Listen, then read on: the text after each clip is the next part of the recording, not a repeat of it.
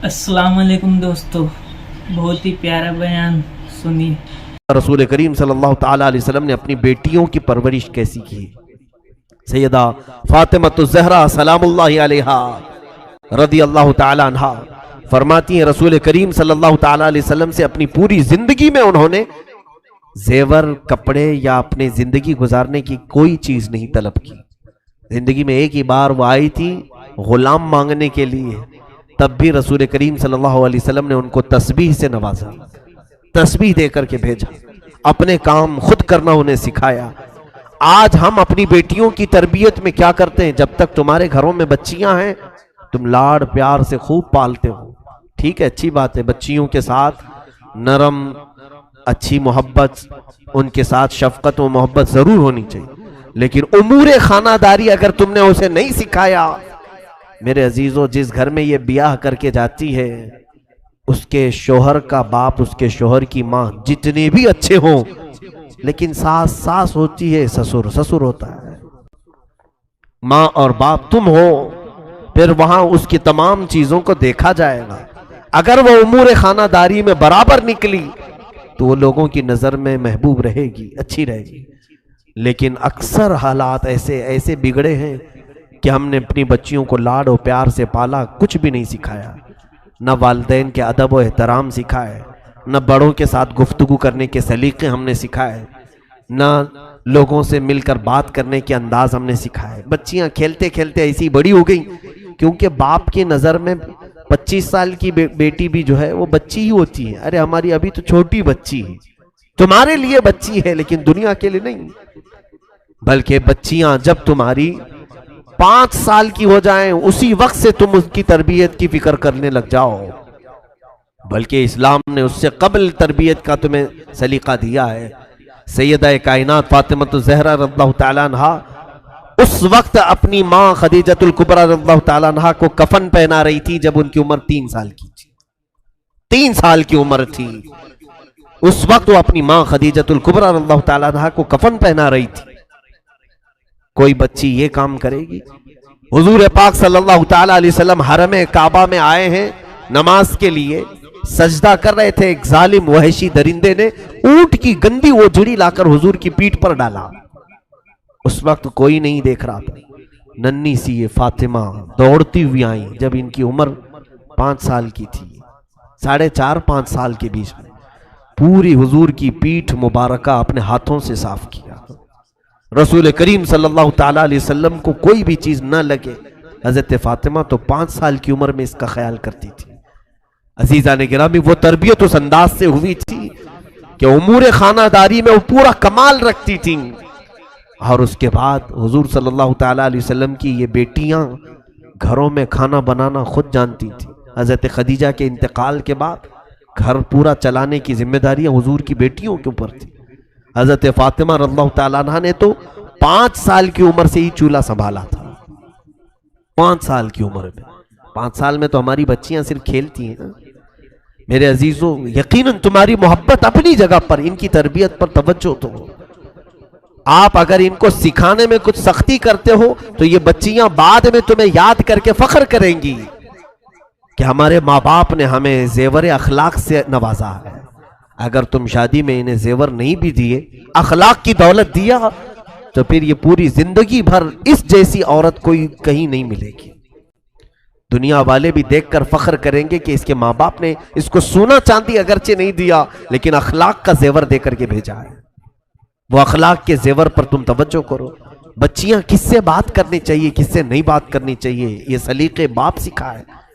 کہاں ہمارے پاس وقت ہے؟ ہم اپنی بچیوں کو ٹائم کب دیتے ہیں؟ سنڈے ٹو سنڈے، باقی سب تو ہمارے جاب پر چلتے ہیں، اس وقت تو ہم کام پر چلے جاتے ہیں جب بچے سو رہے ہوتے ہیں، اور پھر جب واپس آتے ہیں تب بھی بچے کھا کر کے سو چکے ہوتے ہیں۔ اکثر ایسا ہوتا ہے کہ گھروں میں بچوں کے ساتھ اچھی طرح سے مل بیٹھ کر کے تربیت کا کوئی انداز ملتا بھی ہے تو وہ ہفتے میں ایک بار سنڈے آتا ہے، وہ بھی ہم نے دیکھا ہے کہ بچے اصرار کرتے ہیں کہیں پکنک پہ چلو، تو وہ بھی پکنک پہ نظر ہو گیا، کہیں گھومنے کے لیے چلے گئے۔ تو اسی طرح سے تو پوری جوانی آ گئی، تمہیں خبر ہی نہیں ہوتی، احساس ہی نہیں ہوتا کہ ہمارے بچے کب بڑے ہو گئے۔ تمہارے سامنے پلک جھپکتے یہ کھڑے ہو جاتے ہیں، جوانی کی عمر میں آ جاتے ہیں. اس لیے توجہ کریں. رسول کریم صلی اللہ تعالی علیہ وسلم کے اس گھرانے سے میں آج بات کرتا ہوں. ازواج مطہرات نے بھی صبر کا دامن تھامے رکھا.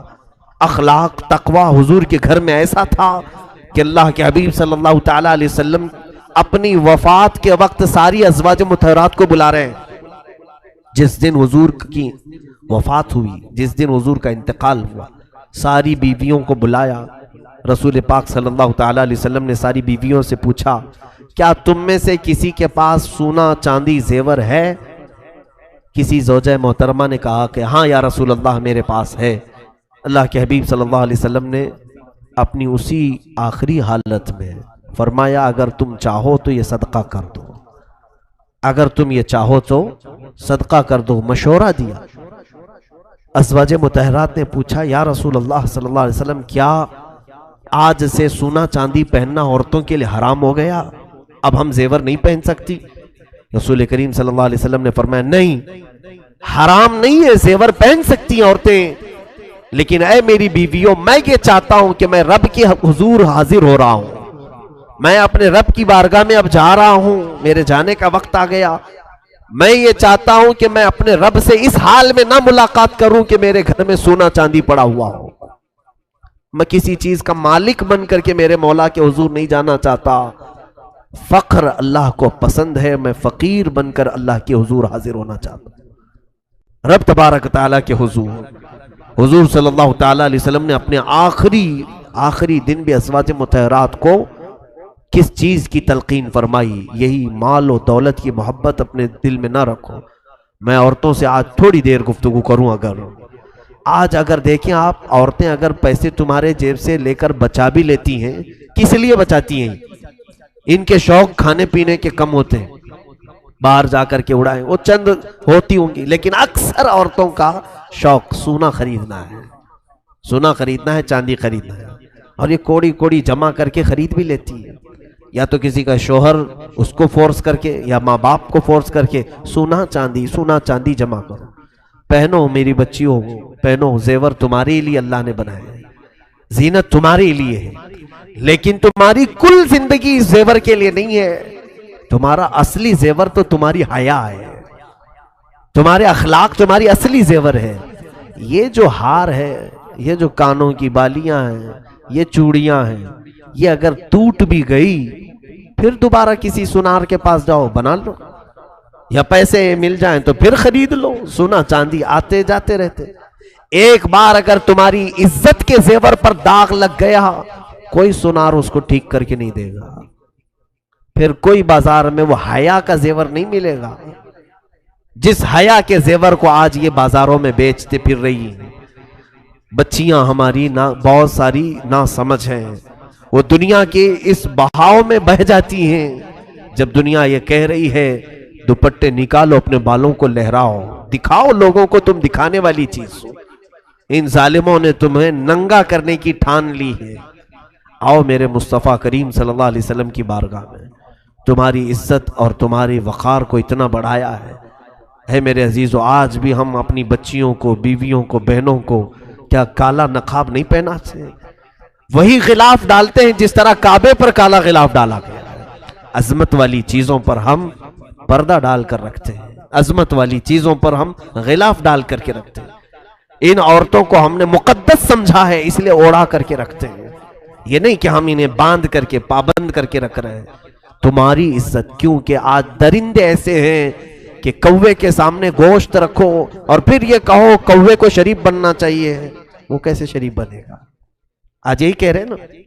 جب بھی ہم لباس کے بارے میں بات کرتے ہیں، کچھ ٹی وی کے اینکرز آ کر کے چلاتی ہیں کٹ لباس میں. آپ صرف لڑکیوں کو بولو، عورتوں کو بولو، مردوں کو کیوں نہیں کہتے کہ اپنی نگاہیں نیچے رکھیں؟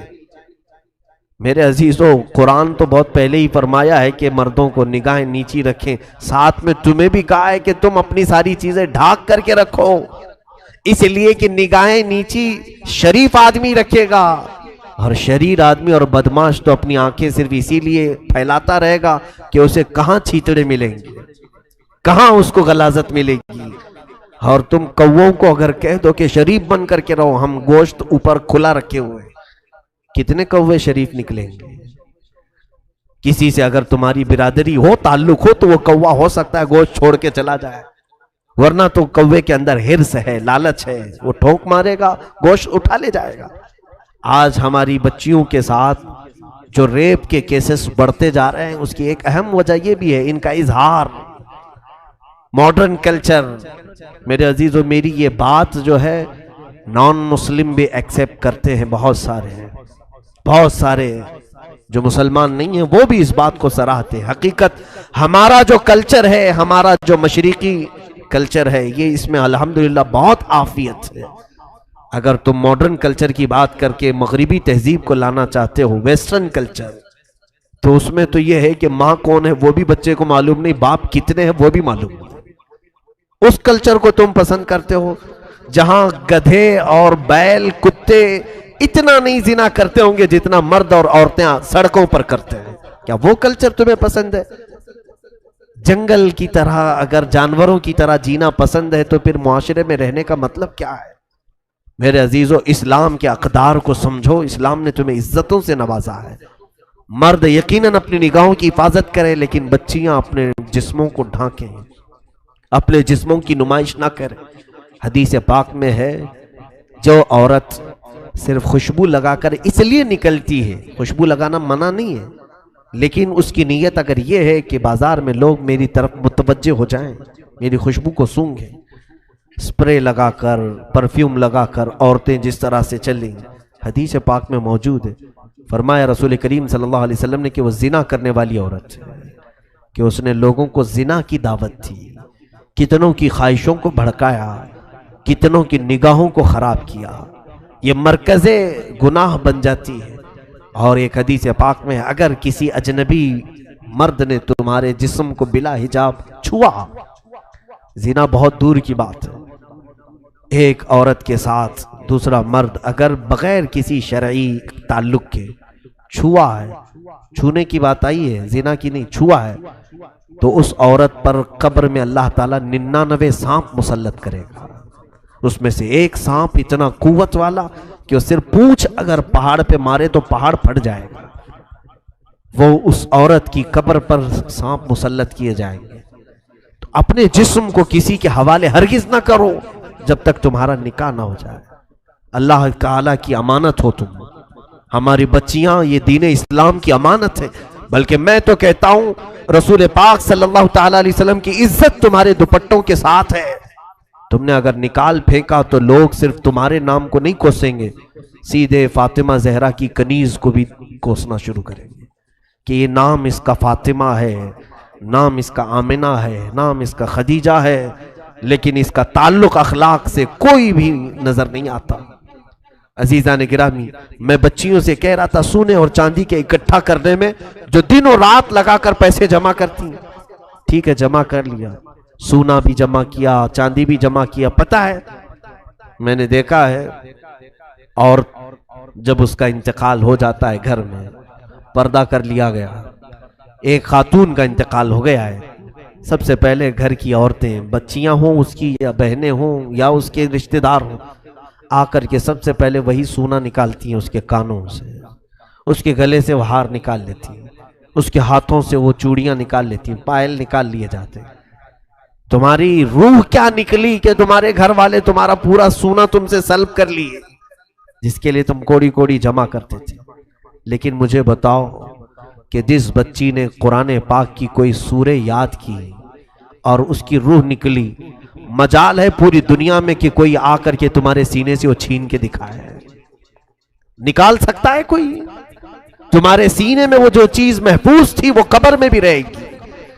بلکہ حدیث پاک میں یہ ہے کہ جس نے قرآن کے حلال کو حلال سمجھا اور اس کے حرام کو حرام سمجھا اور اس کے پاس سینے میں قرآن کا کوئی حصہ محفوظ رہا تو اس سینے کو قبر کی مٹی بھی نہیں کھائے گی۔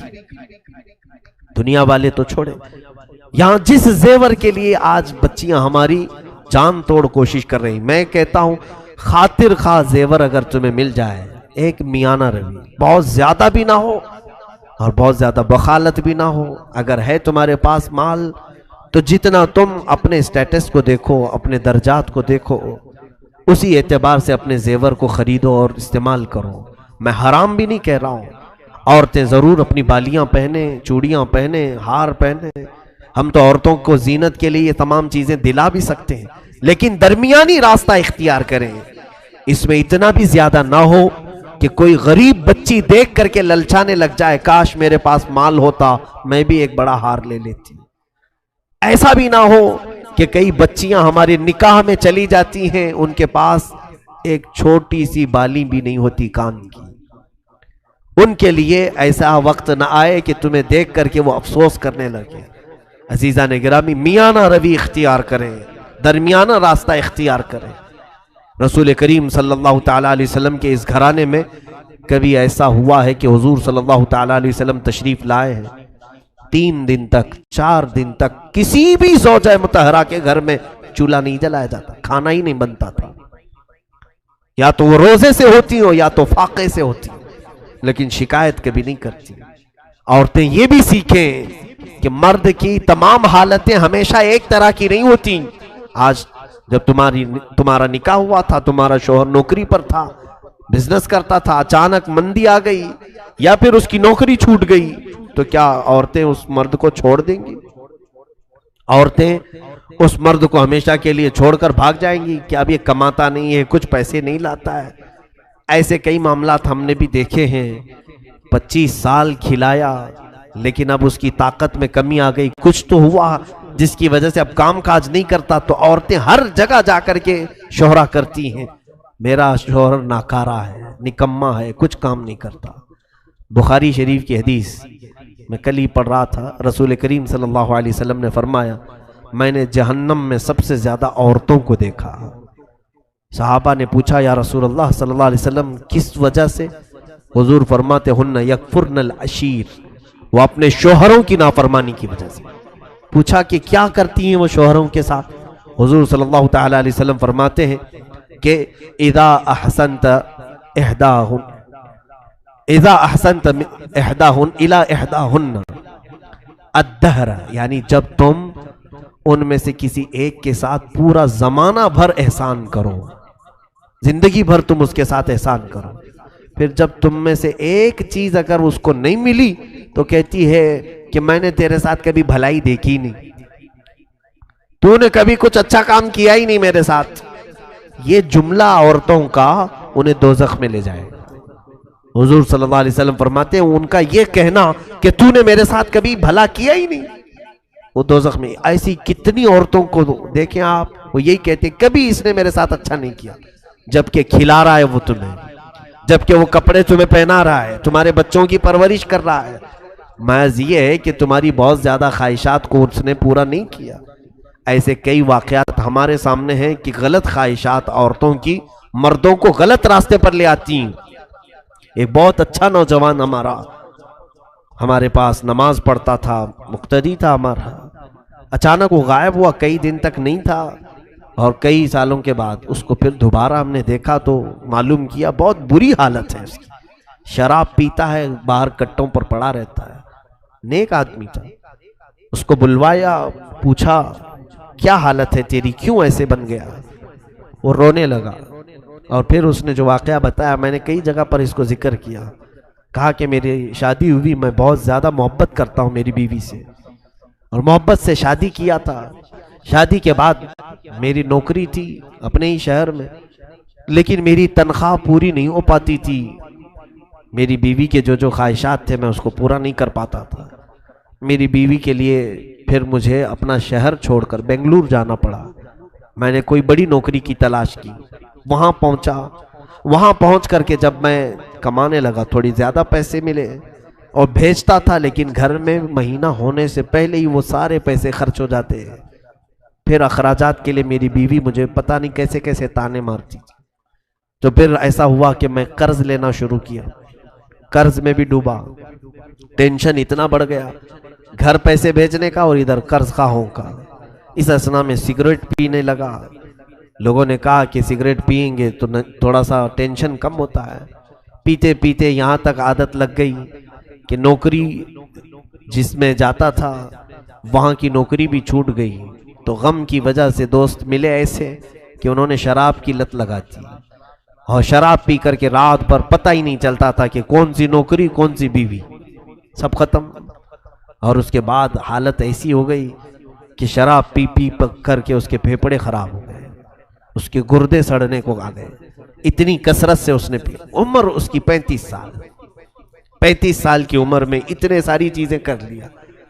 خیر اس کے بعد اس کی حالت صحیح ہوئی تھوڑی سی، لیکن اس خاتون کے متعلق میں نے نصیحتاً اس کے گھر بھی بھیجا کہ آپ ہمارے اسلام سے تعلق رکھنے والی میری بہن، ایک مرد کے بگاڑنے میں یا اس کے بگڑنے میں تمہاری خواہشات کا بڑا رول ہے۔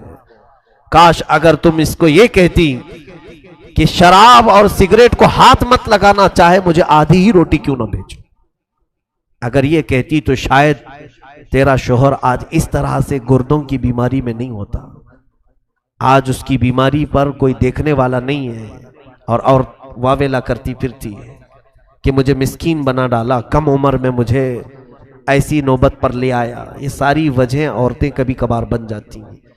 میں خواتین سے ضرور کہوں گا کہ اپنے شوہروں سے طلب کریں، تم محبت کے ساتھ ساری چیزیں طلب کرو، لیکن اتنا پریشر نہ ڈالو کہ وہ حرام کاموں کی طرف چلا جائے، اتنا پریشر نہ ڈالو کہ وہ تمہارا شوہر حلال کو چھوڑ کر کے پھر ڈاکہ زنی کرنے لگ جائے، چوری کرنے لگ جائے۔ ظاہر سی بات ہے، جس شوہر کی آمدنی 1000 روپے ہو، تم 5000 کا میک اپ سیٹ مانگو گی تو چوری کر کے لائے گا نا، یا تو پھر کسی کو ٹوپی پہنائے گا، دھوکہ دے گا، یا تو پھر قرضہ لے کر کے آئے گا، شریف آدمی بھی ہو۔ یہ خواہشات اتنی زیادہ نہ ہو، بلکہ اسلامی لمٹ اور شریعت کے دائرے میں رہ کر کے ایک معاشرتی زندگی بہترین انداز میں گزار سکتے ہیں۔